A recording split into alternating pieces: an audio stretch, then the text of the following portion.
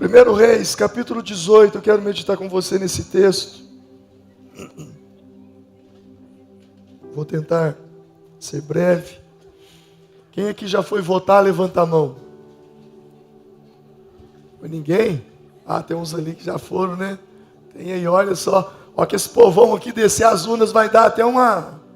Olha que a Vale chegar para votar, as urnas vai dar até uma engasgada lá, né?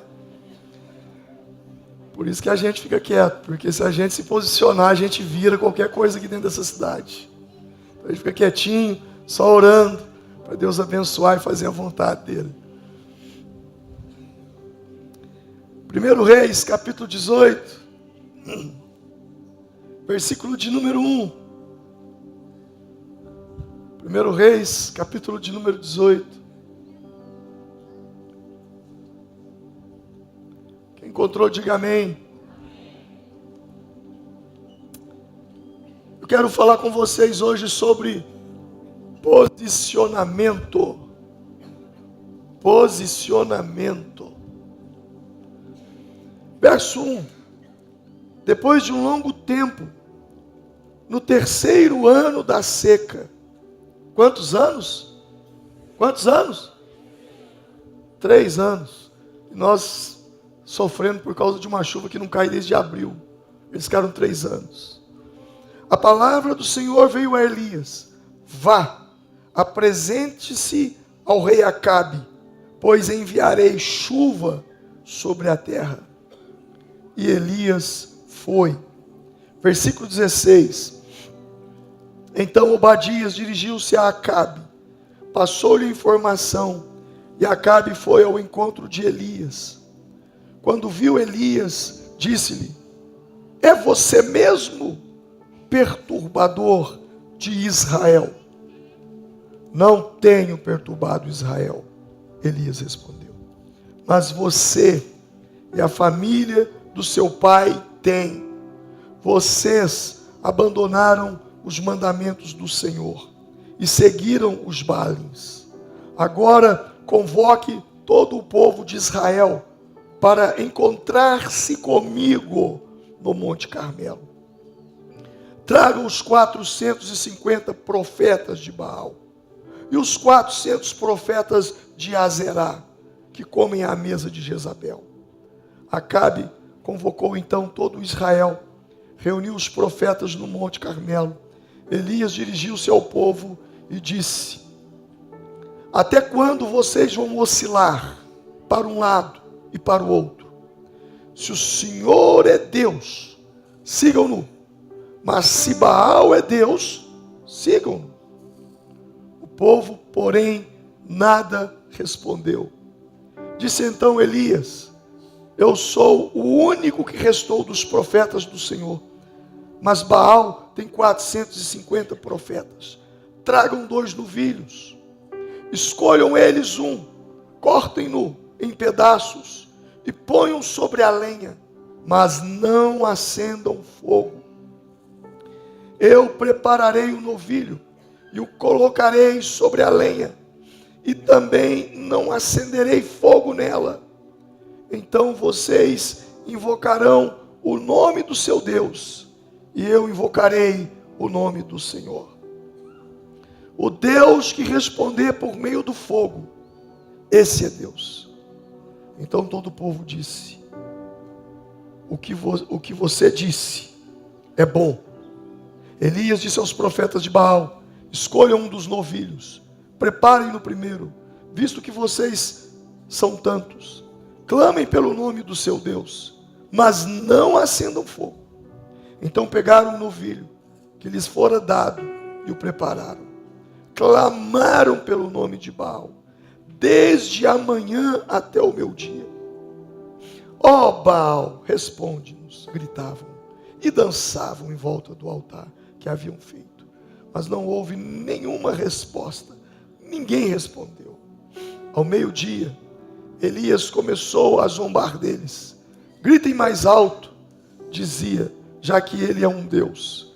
Quem sabe está aí meditando, ou ocupado, ou viajando. Talvez esteja dormindo e precise ser despertado.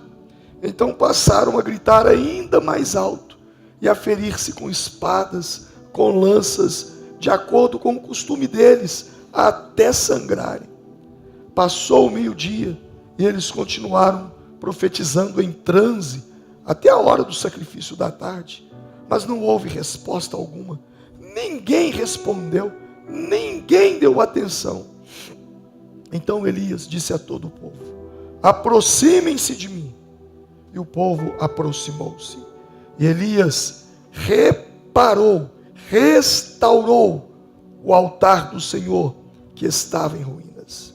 Depois apanhou 12 pedras, uma para cada tribo dos descendentes de Jacó, a quem a palavra do Senhor tinha sido dirigida, dizendo-lhe: seu nome será Israel. Com as pedras construiu um altar em honra ao nome do Senhor. Cavou ao redor do altar do Senhor uma valeta, na qual poderiam ser semeadas 2 medidas de semente. Depois arrumou a lenha, cortou o novilho em pedaços e o pôs sobre a lenha. Então lhes disse: encham de água 4 jarras grandes, derramem-na sobre o holocausto e sobre a lenha. Façam-no novamente. E disse, e eles o fizeram de novo. Façam pela 3ª vez, ordenou, e eles fizeram pela 3ª vez. A água escorria do altar, chegando a encher a valeta. À hora do sacrifício, o profeta Elias colocou-se à frente do altar e orou: ó Senhor, Deus de Abraão, de Isaque e de Israel, que hoje fique conhecido que tu és Deus em Israel, e que eu sou teu servo, e que fiz todas essas coisas por ordem tua. Responde-me, ó Senhor, responde-me, para que este povo saiba que tu, ó Senhor, és Deus, e que fazes o coração deles voltar para ti. Então o fogo do Senhor caiu e queimou completamente o holocausto, a lenha, as pedras e o chão, e também secou totalmente a água da valeta. Quando o povo viu isto, todos caíram prostrados e gritaram: o Senhor é Deus, o Senhor é Deus. Aleluia, aleluia, aleluia, glória a Deus, aleluia. Levante sua mão ao céu e diga: o Senhor é Deus. Põe a outra mão sobre o seu coração e diga: o Senhor é Deus. Diga: sobre a minha casa, o Senhor é Deus. Sobre o meu trabalho, o Senhor é Deus. Sobre a minha família, o Senhor é Deus. Sobre a minha vida, o Senhor é Deus. Sobre a minha igreja, o Senhor é Deus. Sobre a minha cidade, o Senhor é Deus. Sobre o meu país, o Senhor é Deus. E sobre todas as nações, o Senhor é Deus. Aleluia. Glória a Deus. Aleluia. Essa é uma das histórias mais fascinantes da Bíblia. Eu confesso para vocês que desde a minha conversão, essa é uma das passagens que mais me impactou. Ela me impacta mais do que a abertura do Mar Vermelho, que é grandiosíssima. Elias estava vivendo num tempo muito difícil. As pessoas haviam se desviado dos caminhos do Senhor, seus governantes haviam se corrompido, eles estavam servindo a Baal. Elias havia fugido porque Jezabel queria matá-lo. Elias profetizou segundo a palavra de Deus para que não chovesse. Por 3 anos e 6 meses não choveu sobre a terra, até que veio a palavra do Senhor e disse para que ele profetizasse novamente. Então Elias apareceu a Obadias, se encontrou com ele e disse: diga ao rei que eu o chamo para uma conversa. E Obadias, temente, com medo, porque sabia que o rei queria matá-lo, mas foi. E Elias então teve um encontro com o rei Acabe. E quando o rei Acabe chegou diante de Elias, ele disse: és tu perturbador de Israel? Elias disse: eu não estou perturbando Israel. Quem está perturbando Israel é você e a casa de teus pais, adorando a Baal e a outros deuses. Converta-se ao Senhor. Ele disse: vamos fazer um desafio. Até quando, numa tradução diz, cocheareis entre dois senhores? Até quando oscilarei entre dois senhores? Se Baal é Deus, segui-o. Se o Senhor é Deus, segui-o. Subamos a montanha, convoque os 450 profetas de Baal, os 400 profetas de Azerá, junta essa turma tudo. Vamos matar um novilho e vamos clamar. O Deus que for Deus vai responder por meio do fogo e vai clamar e vai queimar o holocausto. E ele disse: boa essa palavra. E subiram ao cume do Monte Carmelo. Elias chegou para os profetas de Baal e disse: vocês são 450, eu sou sozinho. Arrume um novilho vocês primeiro, para dar tempo de eu arrumar o altar aqui. Enquanto eles estavam ali arrumando o novilho, Elias pegou 12 pedras, restaurou o altar de Deus. E quando os profetas acabaram, eles começaram a clamar: Baal, Baal, manda fogo. E Baal não mandava. Eles começaram a fazer que a dança do congado. Você já lembra que a dança assim? A Bíblia diz que é trem lá de sair manquejando. E pulava e pegava a faca e se cortavam com faca. E clamava: Baal, Baal. E nada. Aí Elias disse: gritem mais alto. Talvez Baal esteja dormindo. Quem sabe ele saiu de férias e foi viajar. Clamem. E nada. Eles ficaram boa parte do dia. E nada. Elias então restaurou o altar. Colocou o novilho. Colocou lenha. Colocou o novilho. Pediu que o povo enchesse jarras de água. O povo trouxe jarras de água. Não era gasolina, era água. Para ficar pior ainda, ficar mais difícil de queimar. Derramou água sobre o holocausto. Derramou água. E ele fez uma oração que, segundo alguns estudiosos, a oração durou 8 segundos. A oração de Elias foi: Senhor, responde-me, para que este povo saiba que Tu és Deus. Para que este povo saiba que Tu és Deus. Quando ele termina a oração, fogo de Deus cai do céu, consome o holocausto, queima o holocausto, queima o altar, queima as pedras, queima a lenha, queima o novilho e ainda seca a água que estava em volta ali no rego que eles cavaram. E o povo clamou e disse: só o Senhor é Deus. Só o Senhor é Deus. Elias foi um grande profeta, um dos maiores profetas que já existiu na face da terra. Elias foi um grande profeta porque Deus honrou a sua palavra. Quando ele orava, Deus honrava. Deus ouvia a sua palavra. Elias orou e Deus mandou fogo dos céus. Elias orou. Tiago diz que quando ele orou, Elias era um homem sujeito às mesmas paixões que nós, aos mesmos pecados que nós. Ele errava como eu erro, como você erra. E a Bíblia diz que ele orou fervorosamente para que não chovesse. E não choveu por 3 anos e 6 meses. Deus honrava a palavra de Elias. Mas por que Deus honrava a palavra de Elias? Deus honrava a palavra de Elias por um simples fato. Porque Elias era um homem posicionado. Diga comigo: posicionado.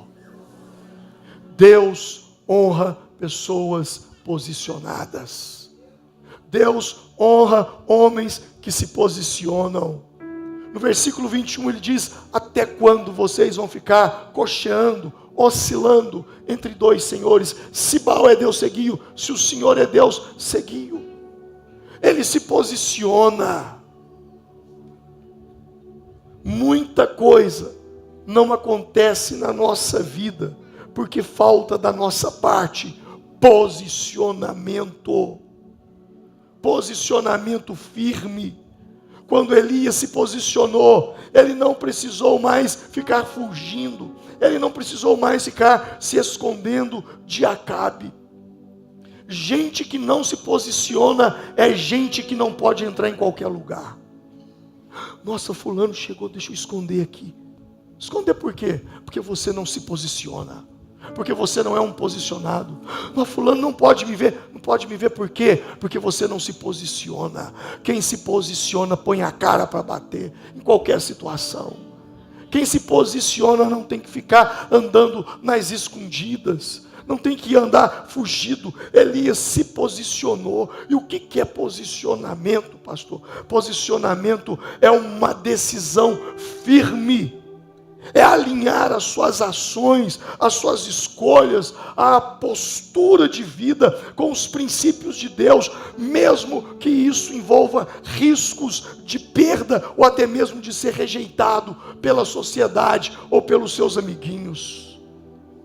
Posicionamento. Posicionamento requer esforço. O teu posicionamento, ele define os teus limites. O teu posicionamento define o teu tamanho. O teu posicionamento define o teu destino, define o teu futuro. O teu posicionamento define a sua estatura diante dos homens e diante de Deus. Para te dizer a verdade, é o teu posicionamento que define os teus milagres, os milagres que você vai receber na vida. Os grandes homens de Deus foram grandes, porque foram homens que se posicionaram pela sua fé, se posicionaram pela palavra de Deus, se posicionaram pelos princípios da palavra. Se você quer que coisas aconteçam diferentes na sua vida, se você quer que coisas aconteçam na sua casa, se você quer que coisas aconteçam na sua família, na sua vida profissional, na sua vida espiritual, você precisa se posicionar diante da vida. Se você continuar a fazer as mesmas coisas, você vai obter os mesmos resultados, e alguns resultados são catastróficos. Nós pensamos que as coisas acontecerão naturalmente, mas elas não acontecerão naturalmente. Assim como o interruptor que liga a luz, nós precisamos startar as coisas para acontecerem na nossa vida.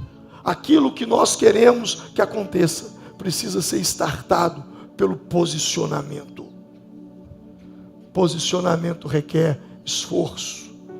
Em Mateus capítulo 11, versículo 12, Jesus disse: desde os dias de João Batista até agora, o reino dos céus é tomado por esforço, e os que se esforçam se apoderarão dele. O que Jesus está dizendo? O reino dos céus é tomado por quê? Por quê? Por quê? Esforço. E os que se o quê?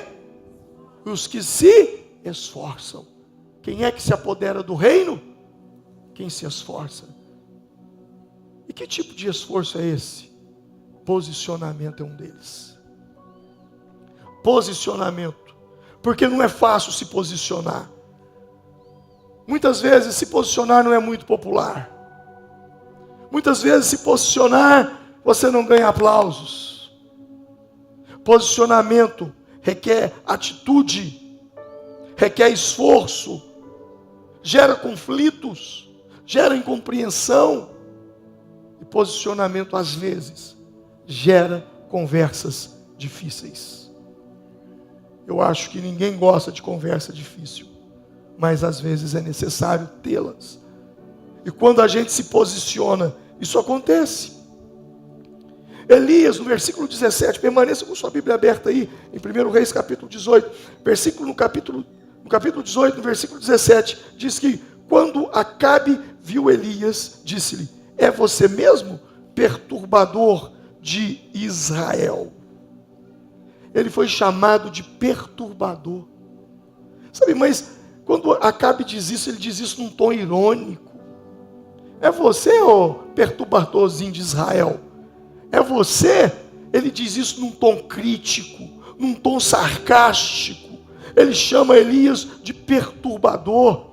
Mas Elias imediatamente põe fim à zombaria, à ironia, à crítica de Acabe. De que forma? Se posicionando, Elias se dirigiu e disse: até quando vocês vão ficar vacilando entre dois senhores? Se Baal é Deus, seguiu. Se o Senhor é Deus, seguiu. Mas se posicionem.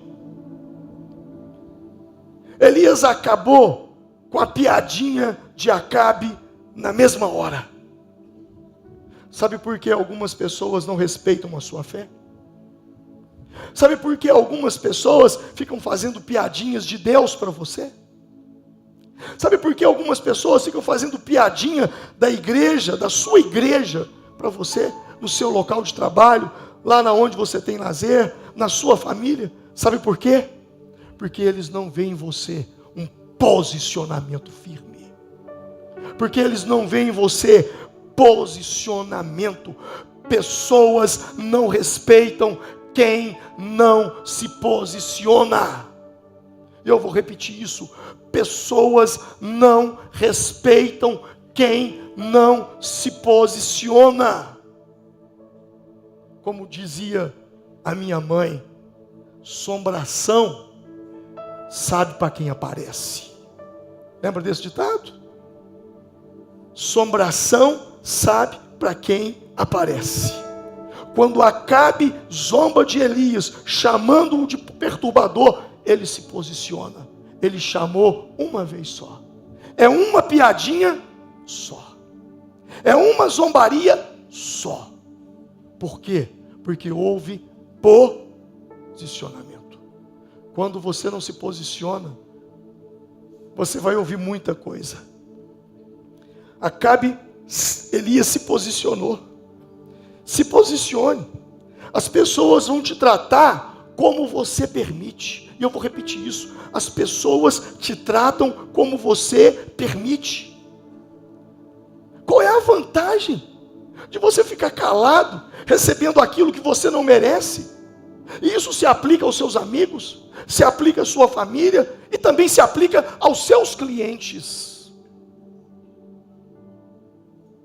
Não reclame daquilo que você tolera. Não reclame daquilo que você tolera. Se posicione. Seja um homem posicionado. Seja uma mulher posicionada. Posicionamento nos livra nas provações. Pastor, eu me posicionei e estou passando por uma luta. É isso que acontece. Mas saiba de uma coisa. Na luta você não passa sozinho. O Senhor passa com você. Houve um rei na Babilônia chamado Nabucodonosor. Ele mandou fazer uma estátua muito grande. E ele disse: todos terão que adorar a minha estátua. Mas Sadraque, Mesaque e Abdenego, esses homens não se prostraram. Pelo contrário, eles se posicionaram. E pelo seu posicionamento, eles foram lançados na fornalha. Mandaram aquecer a fornalha muitas vezes mais do que o normal. E o texto diz em Daniel: por isso, porque a ordem do rei era urgente e a fornalha estava extremamente aquecida, as chamas consumiram os homens que levaram a Sadraque, Mesaque e Abdenego. Olha o que o texto está dizendo. Os homens que julgaram eles na fornalha foram consumidos. Eles só foram parar na fornalha por causa do posicionamento. Quando você se posiciona fora da fornalha, Deus te guarda dentro da fornalha. Aleluia! Isaías diz: se passares pelo fogo, ele não te queimará. Se passares pelas águas, elas não te afogarão. Por quê? Porque o Senhor estará com você. Observe que o fogo, aqui tem um princípio. Observe que o fogo, ele não fez mal para Sadraque, Mesaque e Abdenego, mas matou aqueles que os lançaram na fornalha. Olha o que o texto está dizendo. Os homens que lançaram, esses morreram. Eles foram queimados, é o que o texto diz, eles foram consumidos pelo fogo. Há um princípio aqui, Não se preocupe com quem está tentando te queimar. Quando você se posiciona diante de Deus, aqueles que estão tentando te queimar, eles se queimarão sozinhos. Eles se queimarão sozinhos, porque o Senhor é contigo. Posicionamento não é cobrança. Cobrança é quando eu falo de você. Posicionamento é quando eu falo de mim. Quando eu cobro de você, eu digo assim: quando é que você vai me pedir em casamento? Isso é uma cobrança. Eu estou falando do outro. Eu estou falando de você. Agora, quando eu me posiciono, eu digo: o meu plano é me casar. Como é que você vê isso? Se você não tem esse plano, eu preciso tomar uma decisão. Posicionamento, eu falo sobre mim. Não é sobre o outro. Ei, casado. Ei, casada. Se alguém te envia uma mensagem dizendo: ei, nossa, você ficou linda com essa roupa. Ei, nossa, você ficou um gato com essa roupa. Já aconteceu isso com você? E aí o que você faz? Se você não é um homem posicionado, se você não é uma mulher posicionada, você vai lá e curte. Põe um coraçãozinho lá, né? Curtiu. Mas se você se posiciona, você bloqueia na hora. Porque você tem posicionamento. Ah, pastor, mas é uma pessoa que eu não posso bloquear. Tudo bem. Se você não pode bloquear por alguma razão, então escreva para ela: entendo o seu comentário, mas eu não gostaria que você falasse mais esse tipo de coisa comigo, porque eu sou casado, porque eu sou casada. Eu fico por entender. Tem dia que eu entro em crise, eu fico olhando no espelho, eu falo: gente, eu não acredito que eu sou tão feio desse jeito. Mulher nenhuma mexe comigo, meu Deus. Tem dia que eu tenho que virar para minha esposa, eu falo: bem, será que eu sou tão feio assim? Não é possível. Ela fala: não, meu amor, você é lindo, você é maravilhoso. Tem dia que eu preciso de cura interior. Mas sabe por que mulher não mexe comigo? Porque assombração sabe para quem aparece. Porque eu sou posicionado. Porque eu tenho posição. Você acha que é legal? Não, eu não aguento, pastor, uma tentação tão grande, é tanta mulher mexendo comigo, eu acho que eu não consigo ficar firme. Você que é um disposicionado, sei lá se existe essa palavra. Você não tem posição. Você fica vacilando entre dois senhores. Você fica vacilando entre aqui e ali, entre aqui e ali. Você tem que se posicionar. Elias se posicionou. Até quando? Até quando? O posicionamento, ele afasta determinados tipos de pessoas e comportamento da sua vida. Quando você se posiciona, você direciona as pessoas. Gente, vocês fecharam a porta, está dando efeito contrário. Está vindo um ar quente demais aqui, ó. Está dando efeito contrário. Se não tiver como abrir, se tiver, abre para nós aí. Se não tiver, tudo bem. O ar bate lá e volta aqui. Quando você se posiciona, você direciona as pessoas. Quando Elias se posicionou, Deus honrou Elias. E quando Deus honrou Elias, imediatamente as pessoas se posicionaram. Olha o versículo 21. Olha aí. Elias dirigiu-se ao povo e disse: até quando vocês vão oscilar para um lado ou para o outro? Se o Senhor é Deus, sigam-no. Mas se Baal é Deus, sigam-no. Agora olha o versículo 39. Quando o povo ouviu isso, caíram prostrados e gritaram: só o Senhor é Deus. Só o Senhor é Deus. Deus honrou. Quando você se posiciona, as pessoas também se posicionam. Mas não era um posicionamento somente de palavras, era de atitude. O maior posicionamento não é o de confronto, mas é o de restauração. Olha o versículo 30. Olha o versículo 30. Então Elias disse a todo o povo: aproximem-se de mim. O povo aproximou-se e Elias reparou o altar do Senhor que estava em ruínas. A Bíblia diz que Elias restaurou o altar de Deus. Diga comigo, Elias restaurou o altar de Deus. Quem restaurou o altar de Deus? E quem quebrou o altar de Deus? Foi Elias? Foi Elias? Não. Não foi Elias quem quebrou, mas foi ele quem restaurou. Todo homem posicionado, ele não é omisso. Ele vê as coisas, ele passa e conserta. A gente aprende isso muito nos legendários. Legendário, por onde passa, ele tem que deixar o lugar melhor do que estava. Esse é um lema lá. Deixa o lugar melhor do que estava. Elias não foi Elias quem quebrou o altar, mas foi ele quem restaurou. Todo homem posicionado não é omisso. Mesmo que não tenha sido ele quem quebrou, ele conserta. Irmão, a maioria das mulheres hoje, a maior dor das mulheres não é a opressão dos homens, como dizem as feministas. A maior dor das mulheres é a omissão dos homens. Homens que são omissos no seu papel de homem, homens que são omissos no seu papel de pai, homens que são omissos no seu papel de marido. E todo homem omisso é um homem infantilizado, que a mamãe sempre fez tudo por ele. E aí, quando ele vai procurar uma mulher para se relacionar, para casar, ele vai procurar mulheres que vão maternalizar. Não sei se existe essa palavra, se não tiver, estou inventando agora. Se existir, estou dentro do vocabulário. Maternalizar. Ele não vai procurar uma mulher que fique ao seu lado, na posição de mulher. Não. Ele vai procurar uma mulher que seja a mãe dele. É por isso que tem muitos homens infantilizados. E toda mulher que se casa com um homem infantilizado, ela sofre muito.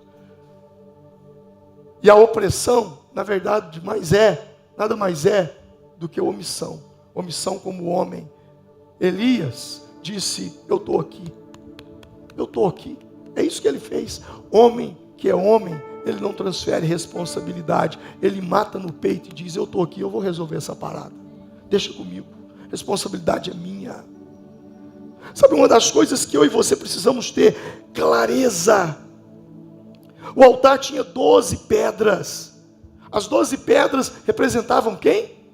As 12 tribos. E o que eram as 12 tribos, se não 12 famílias patriarcais? Como é que está o altar de Deus? Quando ele restaura as pedras, as 12 pedras, era como se ele dissesse, para Deus mandar fogo, eu preciso restaurar o altar. O altar é construído de 12 pedras. E essas 12 pedras, ele as chamou pelo nome. Cada uma representava uma tribo. Em outras palavras, cada uma representava uma família. O altar, esse altar que está aqui, ele é construído por famílias. Se essas famílias aí estiverem bem, esse altar aqui vai estar bem. Mas se essas famílias aí estiverem destruídas, esse altar aqui vai estar em ruínas. Por isso o diabo odeia tanto família. Por isso existe um movimento firme, forte, convicto e declarado que o objetivo é destruir as famílias. Já dizia o filósofo, a família é a célula máter da sociedade. Eu não consigo ser o homem que eu sou se eu não estiver bem dentro da minha família. Você acha que eu sou homem de chegar aqui e pregar e Deus fazer se eu não estou bem no meu casamento com a minha esposa? Se eu não estou bem com os meus filhos? Para que Deus desça fogo do céu, é preciso restaurar a família. E um homem posicionado, ele busca restaurar primeiro a família, porque ele sabe que o fogo só cai quando o altar que é construído por pedras que representam as famílias estiver restaurado. Uma das coisas que eu estou amando nesse movimento dos legendários é porque quando um homem, eu falei uma mentira, eu errei agora há pouco. Eu disse que 180 homens subiram uma montanha, não foi isso que eu disse? Na verdade não foram 180 homens, foram 180 famílias. Porque quando um homem se posiciona, a família se posiciona juntamente com ele. Pesquisas dizem que quando uma criança se converte, presta atenção nisso, quando uma criança se converte, 9 a 9% de probabilidade da família se converter.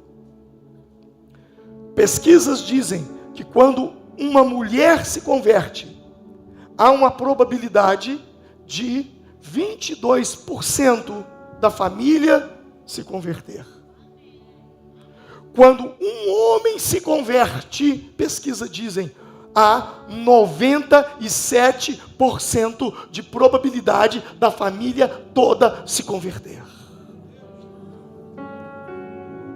Você está esperando o quê, irmão? Chama a responsabilidade para cima de você.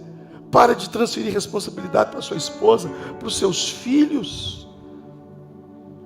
Restaura a família. Mas não põe a pedra da família em qualquer lugar. Põe a pedra da família no altar de Deus. Nós temos cometido um erro grave. A última coisa que fazemos antes de dormir. A primeira coisa que fazemos quando levantamos. A maioria é assim. Sim ou não? Última coisa. Deixa eu ver quem me mandou a mensagem aqui. Deixa eu ver não sei o que e tal. Deixa eu dormir. Aí você acorda. Deixa eu ver aqui quem mandou a mensagem. Como é que você quer um altar construído se Deus não é o primeiro e se Deus não é o último na nossa vida? Gente, eu fui criado numa base católica. Existe coisa boa dentro do catolicismo. E uma delas, que os meus pais me ensinaram foi, quando você for deitar, pede bênção e fala com Deus. E quando você se levantar, pede bênção e fala com Deus. Essa foi minha base. Quem teve essa base? Quem teve essa base? Nós não podemos abrir mão disso. O altar da nossa casa precisa ser restaurado.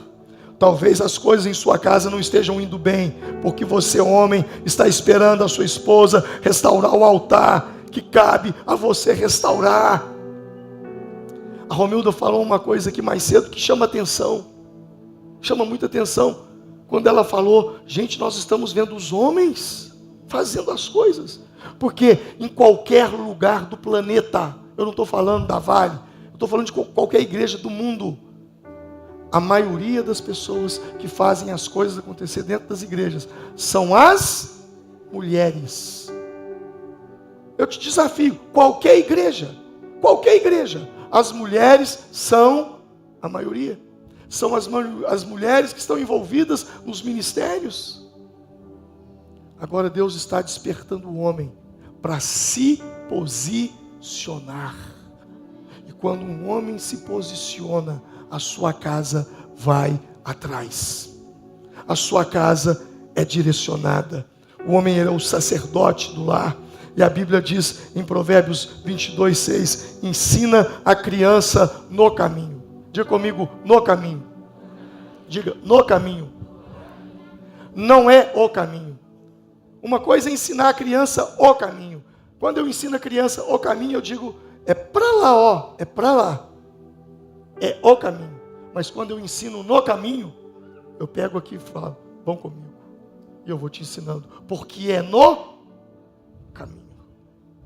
E isso acontece quando você se posiciona. Quando você se posiciona. Você precisa se posicionar para que os seus filhos não lutem as suas guerras. Salomão era filho de Davi, ok? Amém? Estão comigo? O que Salomão era de Davi? Filho. Por que Deus não permitiu Davi construir o templo? Davi queria construir o templo. Deus não permitiu. Mas Deus me disse, você não pode construir um templo para o meu nome, porque você é um homem de quê? De guerra. E derramou sangue. Deus não permitiu Davi construir o templo. Deus permitiu Salomão construir o templo. Por quê? Deus não permitiu Davi? Porque Davi era um homem de guerras, matou inimigos, matou gigantes. Já o reinado de Salomão, a Bíblia diz que foi um reinado de paz. E Deus permitiu Salomão construir o templo. O reinado de Salomão foi de paz. Mas por que o reinado de Salomão, filho, foi de paz? Porque Davi lutou as guerras. As guerras que você, homem, não lutar em nome da sua família, pode ter certeza, seus filhos terão de lutar. As guerras que você não luta, seus filhos terão que lutar. O serviço que você não faz, seu pai terá de fazer. Davi deixou alguns serviços para trás, ele não fez. E quando ele estava no leito de morte, ele chama Salomão. Ele estava deitado, a morte já estava vindo sobre ele. Ele chama Salomão para ter a última conversa. Ele pega na mão de Salomão e diz: Salomão, meu filho. Lembra a frase que Davi diz para Salomão? Seja o quê? Homem. Salomão, meu filho, seja homem. O que a gente fala quando a gente diz assim? Vira homem, rapaz. Vira homem, mineiro. Vira homem, sou. Você não é homem? Não, sou. A minha mãe dizia assim: larga de ser mole. Hoje eu estou falando, larga de ser bambo. Estou vendo uns homens bambo. Tem algum homem perto de você? Se tiver, fala para ele: não seja bambo. Salomão edificou o templo. Salomão construiu a casa de Deus. Por quê? Porque Davi comprou as brigas para que o seu filho não precisasse comprar as brigas deles. Sabe uma das coisas que eu mais admiro em algumas famílias? Eu até estou estudando fazendo um estudo bíblico sobre herança, porque a Bíblia fala muito de herança. E herança não é simples não, é um trem muito complicado. Quem que já recebeu herança? É complicado ou não é? Pensa num trem que dá encrenca. Uma das coisas que eu mais admiro, hoje eu vejo isso, é quando um pai e uma mãe sentam e já divide toda a herança em vida, para que quando eles morram, eles não deixem briga na família, entre cunhados, irmãos, aquela confusão toda. Ouça isso: as brigas que você não brigar, as lutas da família que você não lutar. E aí quando eu falo de luta, eu não estou falando de dar pancada, porque homem e mulher de Deus posicionado, Elias não partiu com pancada, Elias foi para o joelho. Nós lutamos as guerras de joelho, como cantamos na igreja: assim que luto minhas guerras, assim que luto minhas guerras, assim que eu pelejo as minhas batalhas. Lute as guerras da sua família, mas as lute de joelho, porque as guerras que você não lutar, a sua família terá que lutar. Eu amo Josué, capítulo 24, verso 15. Porém, se vos parece mal, um homem posicionado. Isso aqui não foi uma mulher quem falou, foi um homem que posicionou-se. Ele diz: porém, se vos parece mal servir ao Senhor, escolhei hoje a quem servai, se aos deuses a quem serviram vossos pais que estavam da além do Eufrates, ou aos deuses dos amorreus em cuja terra habitas. Eu e minha casa serviremos ao Senhor. Você pode colocar a mão no peito e dizer: eu e minha casa serviremos ao Senhor. Amém?